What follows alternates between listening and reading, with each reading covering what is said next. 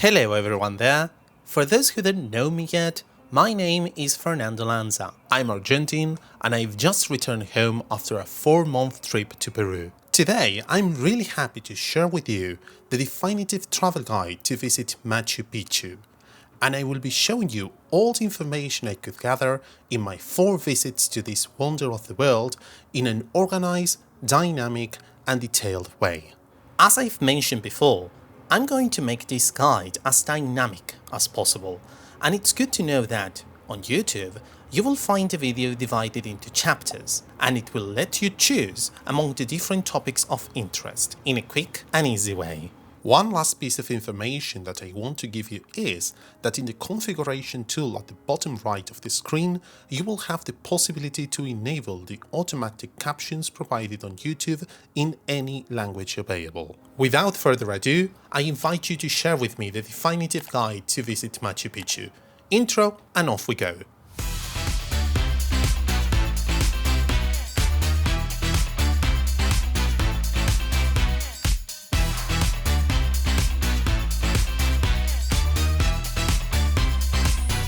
Now, let's begin with this guide, and the first topic I want to talk about is the location of Machu Picchu.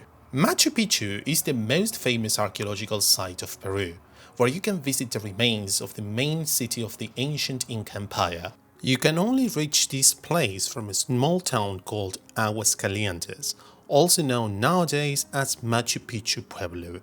There are many ways to reach Aguascalientes, and I will be telling you them later on. But mind you beforehand that, whichever you may choose to reach Aguascalientes, they do all begin in the city of Cusco. For this reason, our first objective will be to reach Cusco, a city at about 1,000 kilometers southeast of Lima, the capital of Peru. Although Cusco is a fairly large city, the airport holds mainly international flights and hardly receives international ones.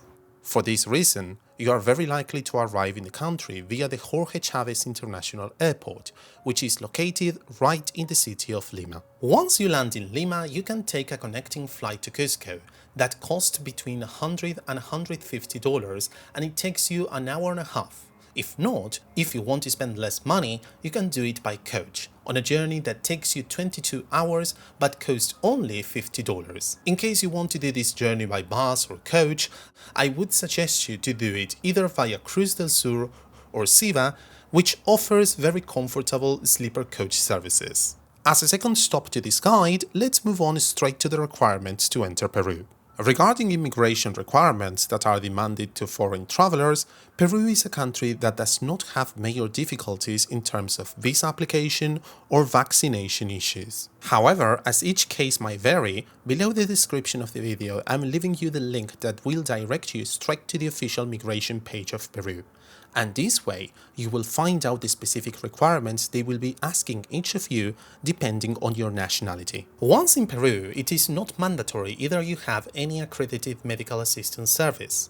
However, I would advise you to have one, mainly because of the activities that are usually done in Peru, and also because Peru has cities that are located at a very high altitude above sea level, and this can cause many difficulties for travelers once here. And to round out this topic, I would like to add that the maximum duration stay time for foreign tourists in Peru is 90 days.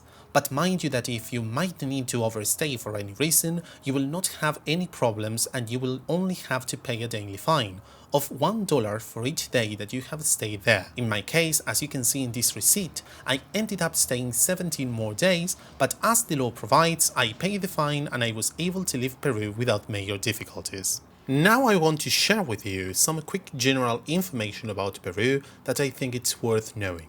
The official currency of Peru is the Peruvian Nuevo Sol, and nowadays, that is January 2023, the exchange rate is approximately 4 Peruvian soles to $1. Obviously, this is going to change over the time, and that is why I'm going to leave you here and in the description below a popular site that is usually consulted in Peru to be able to be updated with the dollar exchange rate and its relationship with the Peruvian sol. Once you arrive in the country, you will have to exchange some money to be able to move around. But my piece of advice is to exchange as little as possible at the airport because the exchange rate there is the worst you will see in the whole country.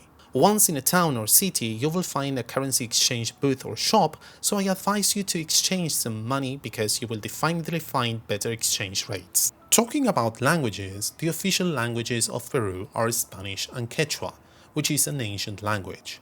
However, Peru is one of the countries that is always ready to receive tourists, so if the language you speak fluently is English, you will be able to move around without any problems.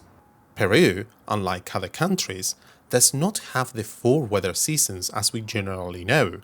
You will basically find 2 weather seasons: the dry season and rainy season. The best time of year to visit Machu Picchu is obviously during dry season, which runs from the month of April till October.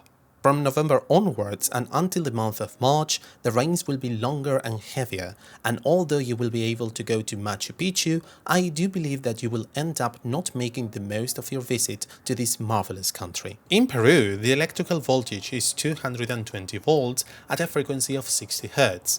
The outlets on the wall are usually like the ones you see on the screen, accepting either 2 round or 2 flat parallel prongs as any other gadget you can purchase in the United States. In case the gadget you carry has a different plug shape, do not worry because both in Cusco and Aguascalientes and in any other main city, you will be able to buy a travel power adapter at a very low price. What I always do as soon as I arrive in a new country is to buy a SIM card, that is a SIM card chip from my cell phone, since it is very important for me to have network coverages at all times, whether it is to access to maps, search for information or talk to other people.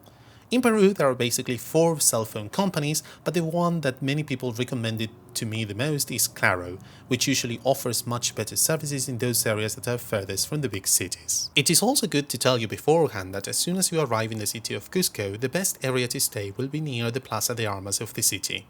This way, you will be able to be closer to tourist agencies, the emblematic markets of the city, such as the San Pedro Market or San Blas Market, and also closer to the most attractive places that the city of Cusco offers. Anyway, regardless the place you stay, you should not have any worries about it, because the whole city of Cusco seemed very safe to me, and I never felt in danger, not even on those days when I used to walk around the city alone late at night. And one last piece of information in context is that the city of Cusco is located at 3,400 meters above the sea level, which is definitely a lot, especially if you come from cities that are not very high above the sea level.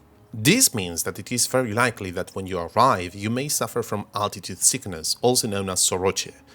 It is very important that before doing any demanding physical activity, you give your body 2 or 3 days of acclimatization to be able to adapt your body to the lack of oxygen in the air. Altitude sickness affects us all, and we cannot avoid it no matter how sporty we are.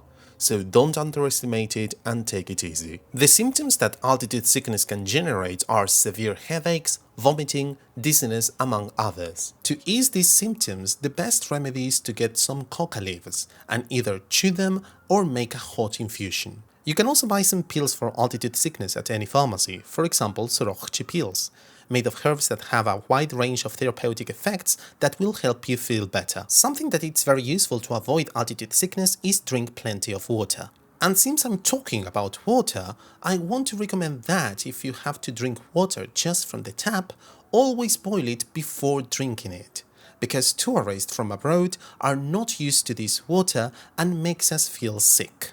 And now, it is time to answer the question you all want to know, which is: how do I get from the city of Cusco to the town of Aguascalientes? And to be honest, there are many different options to do it, but in this video I'm going to tell you briefly which the 3 most popular ones are, and I'm going to order them from the fastest one to the one that takes you the longest. One of the options that you have to get from Cusco to Aguascalientes is by train. This is without any doubts the fastest way to get there, and the most popular among tourists who either do not have much time to visit Machu Picchu, do not like it, or cannot walk long distances.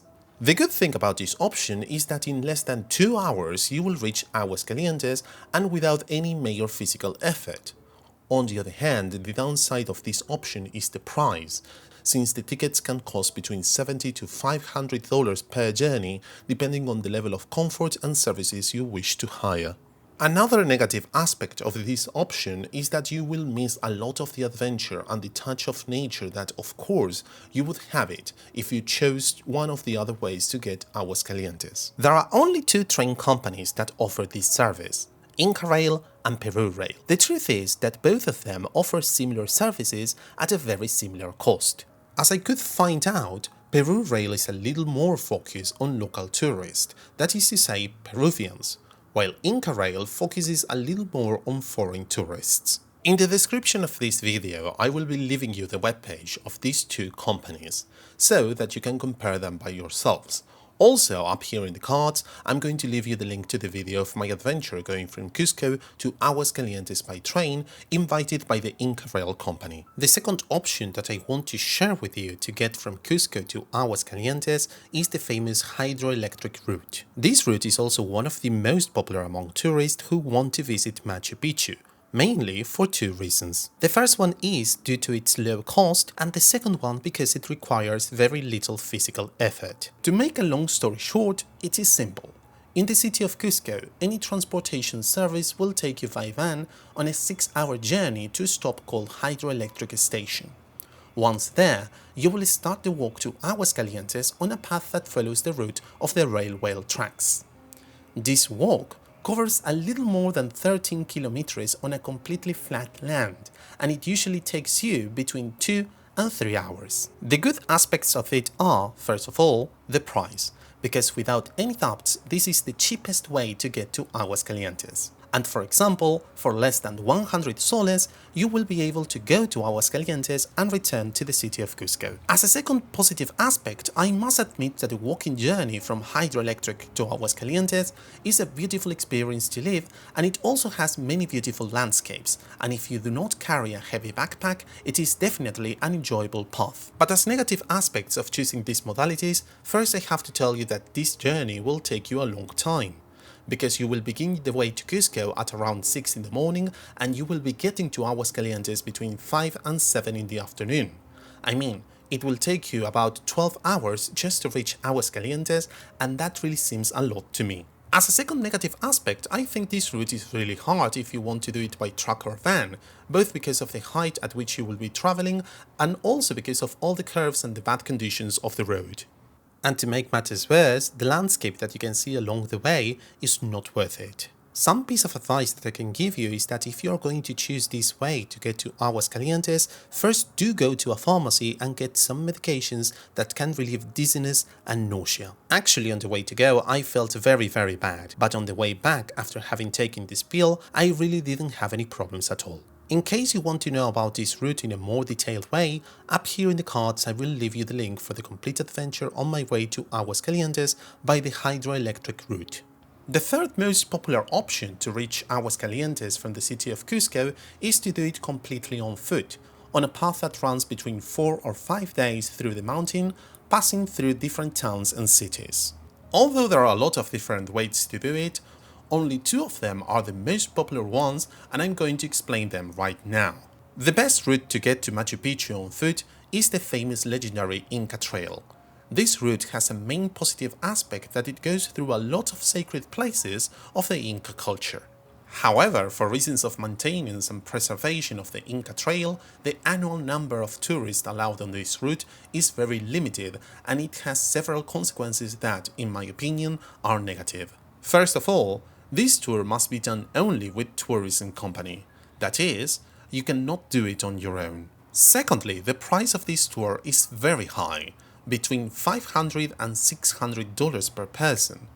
And another negative aspect, since there are so few places available and so many people who want to go, you need to hire it several months in advance. The second most popular route to get to Machu Picchu on foot is the Salcantay route, also known as the Salcantay Trek.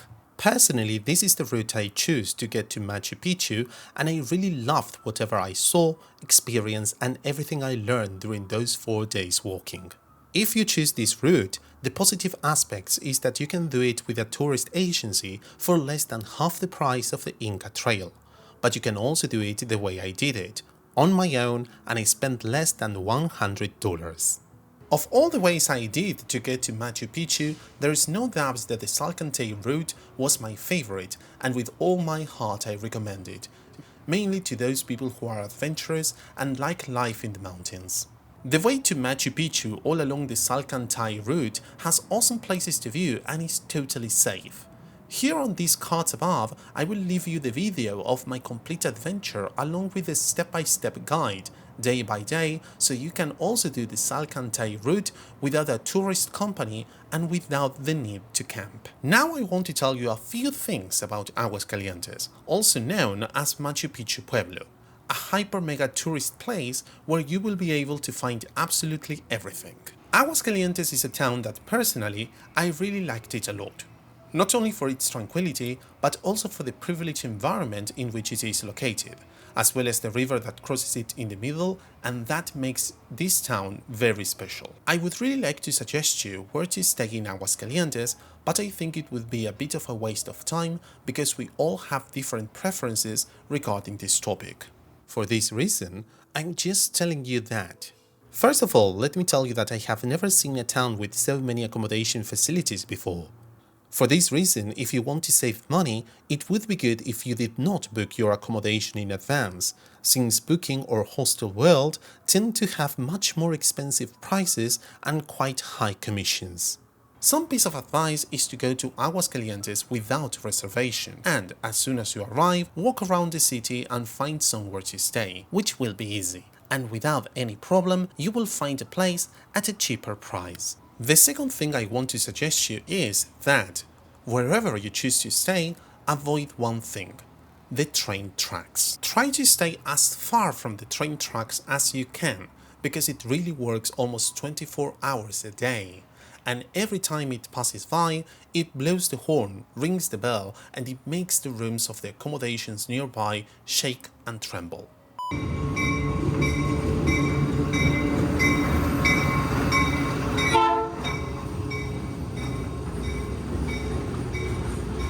And my third and last piece of advice about accommodation is that in Aguascalientes, accommodation is not important at all. It is very likely that you will spend very little time in town, and I can assure you that the last thing that you are going to do is stay in your room. To help you a bit, here on the screen I am going to leave the names of all the accommodations where I stayed in my 4 trips to Machu Picchu. Also, let me tell you that they all offer me more or less the same, and that the price that I paid on average for a private room was 50 soles per night. As I have told you before, Aguascalientes is super designed for tourism, and that is why when looking for places to eat, you will have plenty of options. From pizza to ceviche, and also restaurants that offer typical food, you will find whatever you want. But without any doubts, you cannot miss going to the Aguascalientes food market, a place where you can eat really well and it is very cheap. Most of my meals during all my days in Aguascalientes were in this place, and I think it's also good for you to know it, to immerse yourself in the culture of the place a little more. Regarding the number of days that I recommend visiting Aguascalientes, I think that 2 days are more than enough. Not only because it is a bit expensive to live, but also because there is not much to do or visit. Probably you may spend the first day on those issues related to your visit to Machu Picchu, and the next day you can spend your time and visit the beautiful street markets the town has.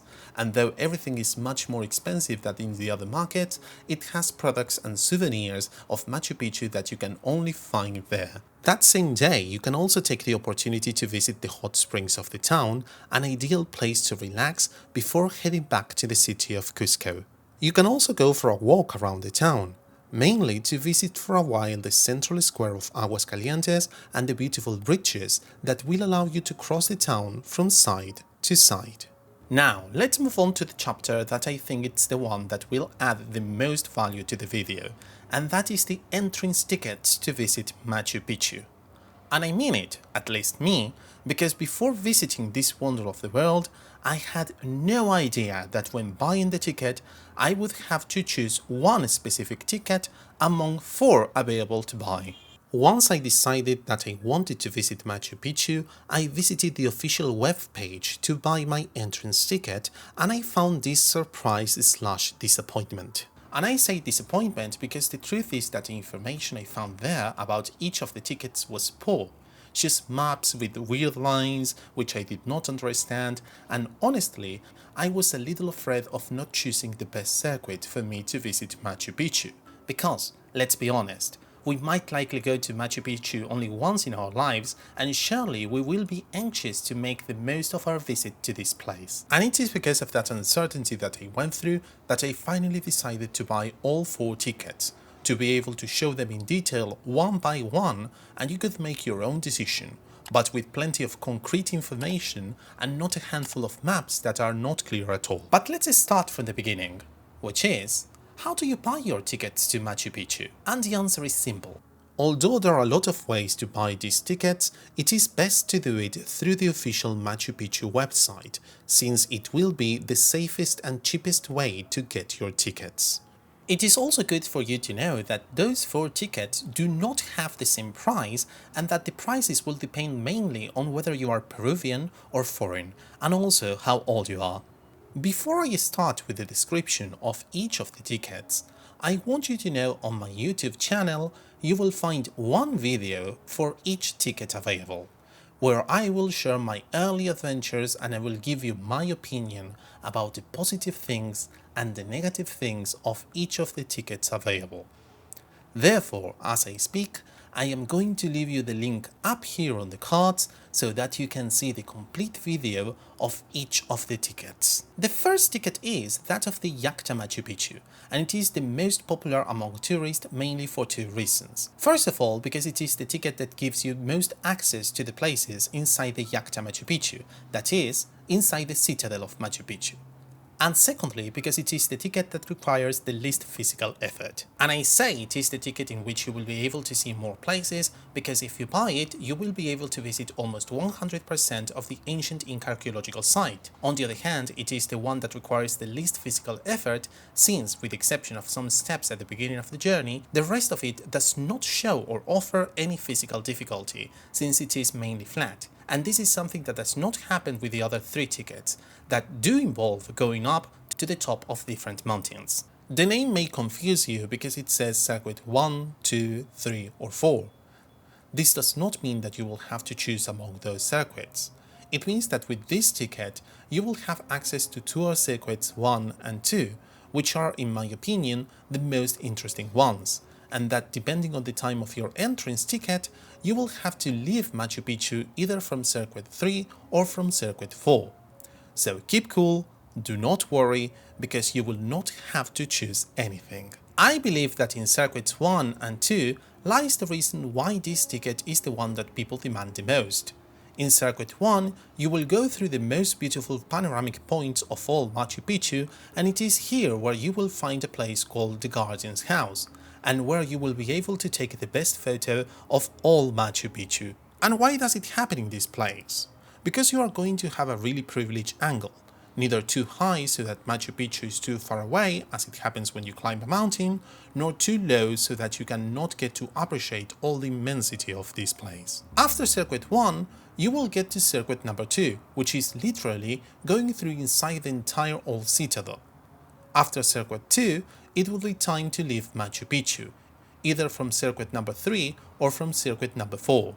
But I want to know that, in my opinion, after having done circuit number 1 and number 2, you can go to sleep in peace now. The second ticket that you can buy is called Circuit 4 plus Huayna Picchu Mountain.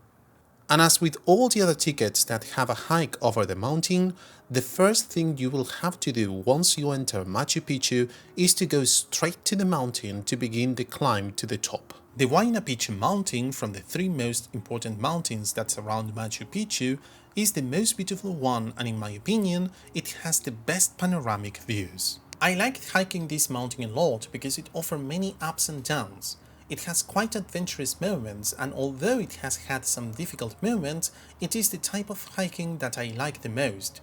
Those climbs in which sometimes you have to work harder and things get a little more interesting. Something else to know is that while hiking the mountain, you will find a number of wonderful ancient Inca constructions that have been built in the middle of the mountain.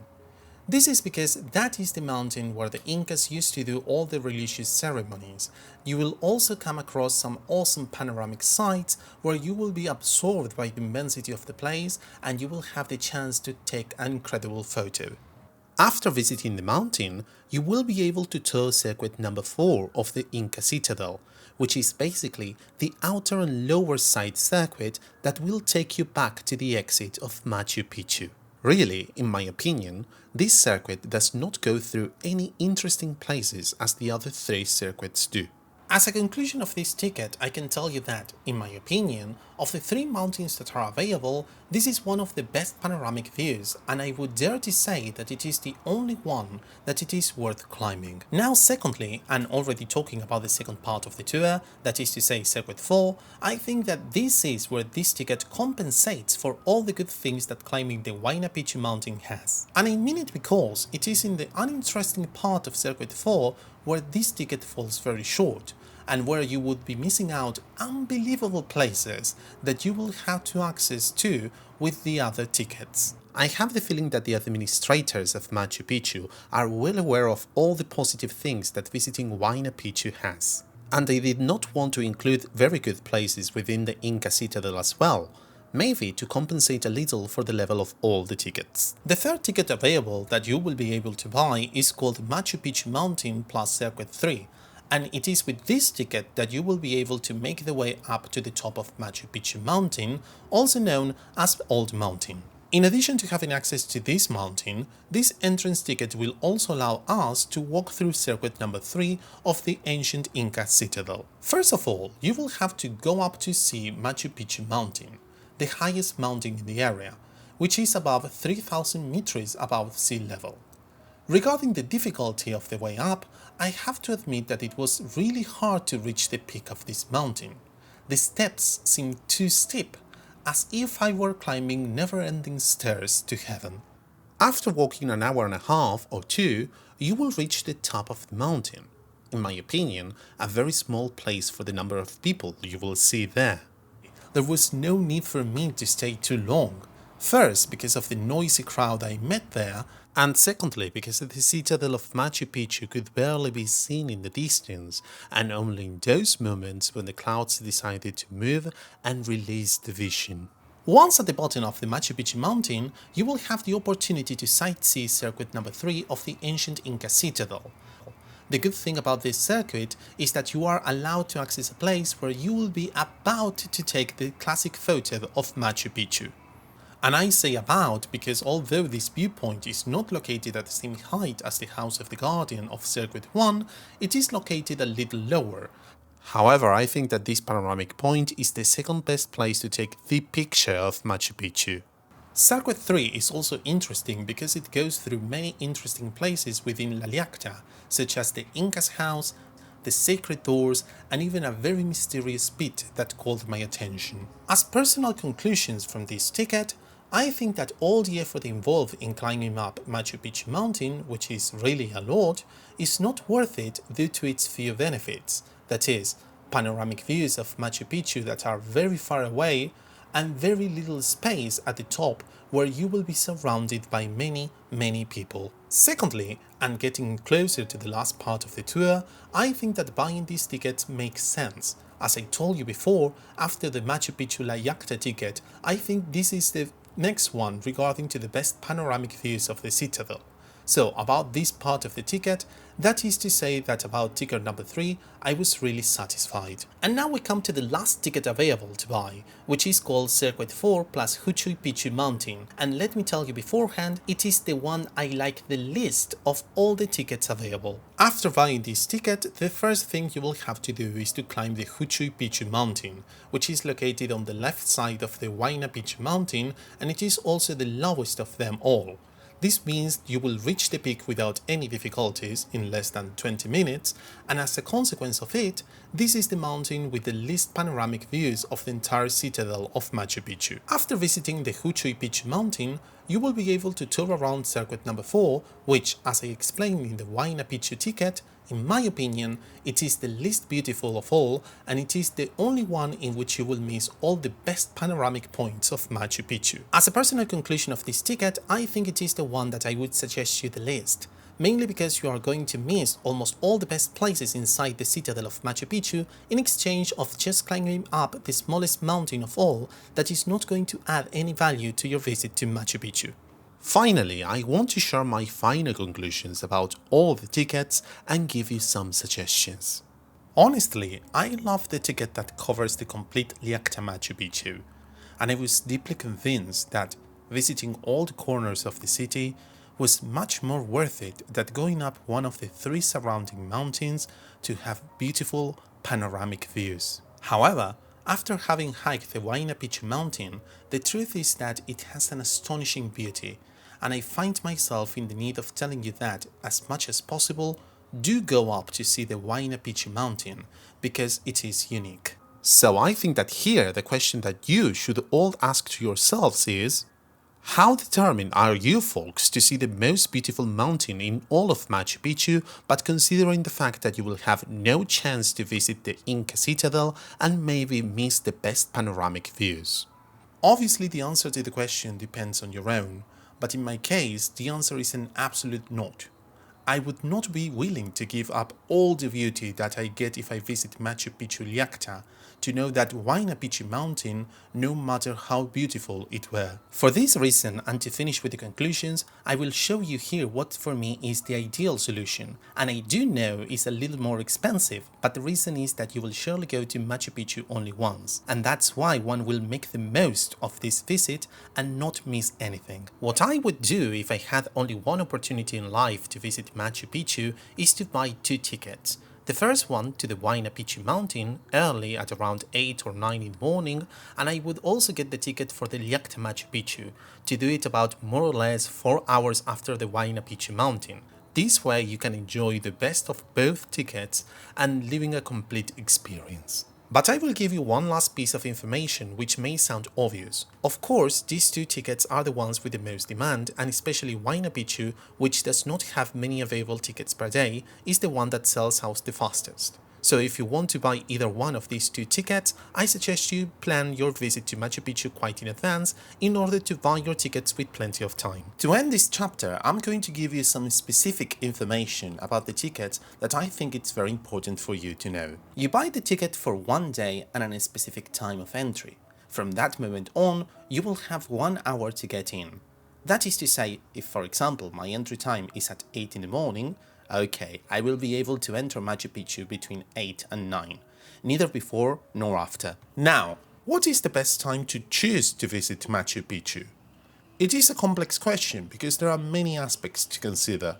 If you go very early, there will be a lot of fog and you will practically miss all the panoramic views. But on the other hand, it is also important to consider that the heat and the number of people increase mainly after midnight. So, although there is no ideal and perfect time, I believe that getting a ticket for 9 in the morning is one of the most balanced time of day among fog, heat, and of course amount of people. If your ticket includes the way up to any of the 3 mountains, this will be the first thing you will have to visit. Don't worry anyway, because this will be detailed on your admission ticket. Another important thing to mention is that once inside Machu Picchu, the direction of circulation is unidirectional. That is, you will be able to take all the time you want in each of the places you visit, and nobody will hurry you. However, once you decide to begin the way up, you will not be able to go back, and there are plenty of security people or wardens taking care of these rules. Something to keep in mind to get into is to show the ticket either printed or in digital format on your cell phone. And you will have to show the identification cards or passport of each and one of the people who want to enter, so please take all the papers with you, because if not, it is very likely that they will not let you in. Another valuable piece of advice I want to give you is that if you can spend a little more money, hire the services of a tour guide who will tell you everything you see inside Machu Picchu. I think that a visit to this wonder of the world makes much more sense, and things would stop being pretty stones to have a reason and a history. And lastly, I would like to tell you about a piece of news that was implemented recently, and that is that per day they are selling 1,000 tickets directly in Aguascalientes. So, if you could not buy your ticket in advance, or if you decided to buy it in the last minute, bear in mind that in Aguascalientes you may be able to get your ticket. To get access to these tickets, you will have to show up the day before with your identity card in the town square and write down your name on a waiting list, so that the following morning you can pick up a ticket for that same day. Regarding this, I think it is important to warn you that in order to be able to buy these tickets, everyone must be present. That is, nobody can go and buy a ticket for someone else. And now that you know the most important thing to decide, which ticket you prefer to visit Machu Picchu with, it is time to decide how you're going to make the ascent to Machu Picchu. Of course, you're asking yourself, the ascent to Machu Picchu? What does this guy mean? And as I told you before at the beginning of the video, Machu Picchu is not in Aguascalientes, but you reach Machu Picchu from the town of Aguascalientes, traveling a distance of about 5 kilometers. And to do this journey, you will basically have two options. Go up by private bus or on foot. The first one and the most popular is by private bus or minibus. The journey takes you half an hour, and for foreign tourists it costs $12 each way. What many people do is to get to the peak by minibus, but do the way down on foot, since it's not hard at all, and also have the opportunity to get to know the place a little better, and, by the way, save those $12 per person. You can buy the bus tickets directly in Aguascalientes, where you will find an office that is open every day from 5 in the morning to 9 at night. Something really important is that you will have to take the identity card of all those people who you want to buy the tickets for, because tickets are personal and non-transferable. For the day of your ascent to the site of Machu Picchu, you will find plenty of buses available, and although you will come across some long queues, there are so many buses coming and going all the time that the queues move very fast. And the last piece of information regarding buses, it is worth telling you that up the mountain at the Machu Picchu entrance site, there's also a ticket office that is waiting for you to sell you the return ticket in case you do not want to walk the way down. For this reason, my piece of advice is, buy a single ticket, and once you are up there, after having visited Machu Picchu, decide whether you want to go down by bus or minibus or walk down. It will all depend on how you feel. The second option to go up from the town of Aguascalientes to Machu Picchu is walking. The journey consists of a path of approximately 5 kilometers with a positive elevation of 450 meters, and it takes you between an hour and an hour and a half. Talking a bit about the difficulty of this path, let me tell you that it has a fairly steep slope, but although it is not that easy, it is not impossible either. It is true that this can be a bit tiring and that the main difficulty is that you may run out of breath and that humidity up there is quite annoying, but I will say it again, it is not impossible at all, and if you can take it calmly, you will be able to do it without major difficulties. In the video that I mentioned before about my visit to the Yacto of Machu Picchu, you will be able to see in detail the entire ascent path walking from Aguascalientes to Machu Picchu along the pedestrian path, and this way you will be able to get a better idea whether you want to do it or not. Moving on to another topic, whether you take the bus or minibus or walk up, you will arrive at the same place. An open area that receives you and offers you some services before you start your visit to Machu Picchu. It is good to know that there are restrooms outside the main entry, which you will be able to use for only 2 soles. It is very important to keep in mind that inside Machu Picchu there are no toilets, and that even once there you will not be allowed to go back out for any reason. So consider the fact of using the restrooms before entering Machu Picchu, especially taking into account that the visit to this wonder of the world will take you between 3 to 4 hours. At the main entrance, you will also find some lockers where for only 5 soles they will be able to store all your belongings you don't want to carry during your tour to Machu Picchu. If you have not yet hired the service of a tour guide who will explain everything you are going to see inside Machu Picchu, up there on the lot or parking lot you will be able to hire one. To give you an idea, a guided tour can cost around $60, which may sound quite expensive. But, perhaps, you can get together with other people who speak the same language as you, share the cost of the tour guide, and spend less money. Once in the main entrance, you will also see posters and placards with a long list of prohibited objects within the Inca city, and the most important ones among them are: you cannot use drones, selfie sticks, tripods, stabilizers, walking sticks, umbrellas or heeled shoes. They are quite demanding to protect the place.